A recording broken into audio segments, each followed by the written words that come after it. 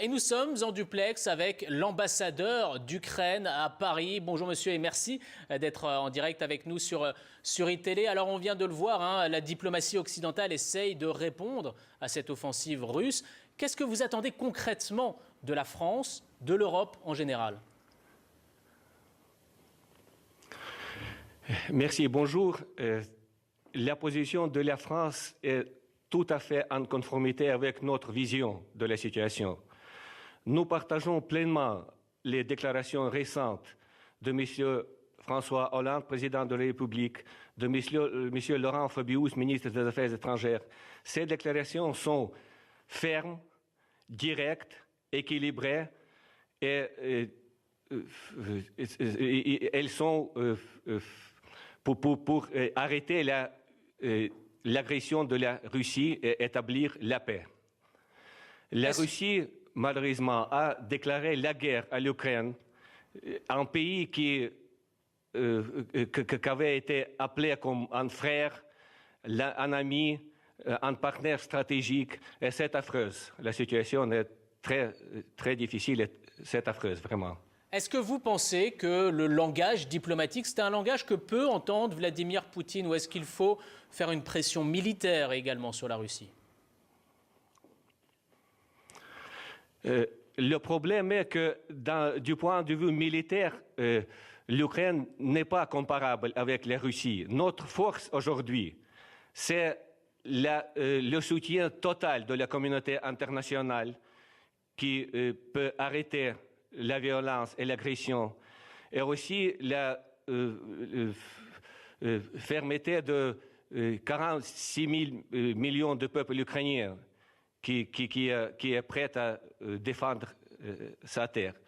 Mais la plus importante, c'est bien sûr le soutien de la communauté internationale. Peut-être maintenant c'est le soutien total.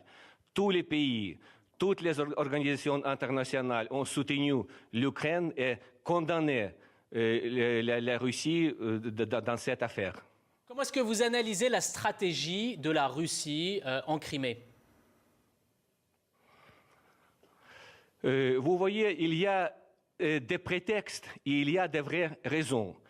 Des prétextes sont la protection des citoyens russes dans les régions russophones de l'Ukraine. Je vous déclare officiellement qu'il n'y a pas de citoyens russes qui ont besoin de la protection en Ukraine. C'est l'État de l'Ukraine qui protège ses citoyens. Parmi eux, c'est les ukrainophones et les russophones.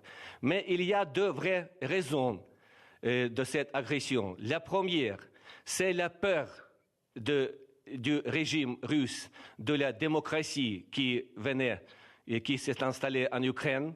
Et la deuxième raison, c'est la menace que l'Ukraine va maintenant finalement quitter l'influence russe et s'approcher à l'Union européenne, à l'Europe unie. Parmi les armes diplomatiques, si l'on peut dire, il y a la possibilité de sanctions économiques qui seraient décrétées par l'Union européenne, par les États-Unis contre la Russie. Est-ce que vous pensez que ça pourrait être efficace ?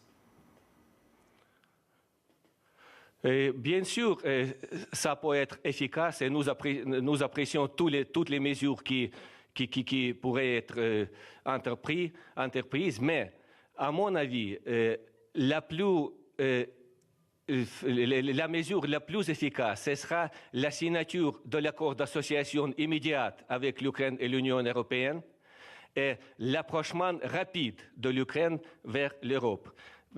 À mon avis, à notre avis, de beaucoup de mes collègues ukrainiens, ce sera une vraie menace pour la Russie que l'Ukraine s'approche de l'Europe assez vite.